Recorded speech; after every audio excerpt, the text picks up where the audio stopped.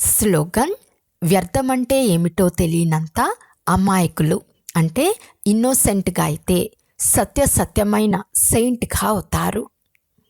అవ్యక్త సూచన: ఏకత మరియు విశ్వాసం యొక్క విశేషత ద్వారా సఫలతా సంపన్నంగా అవ్వండి.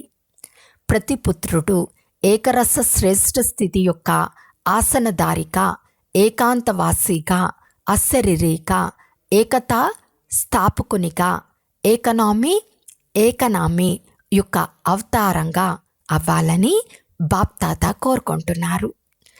ఒకరి విచారాలను మరొకరు అర్థం చేసుకుని గౌరవం ఇవ్వండి.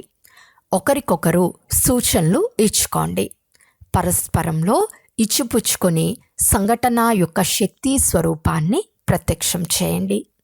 ఎందుకంటే మీ సంఘటన యొక్క ఏకతా శక్తి మొత్తం బ్రాహ్మణ పరివారంను సంఘటనలోకి తీసుకువచ్చేందుకు నిమిత్తంగా అవుతుంది. అచ్చా. ఓం శాంతి.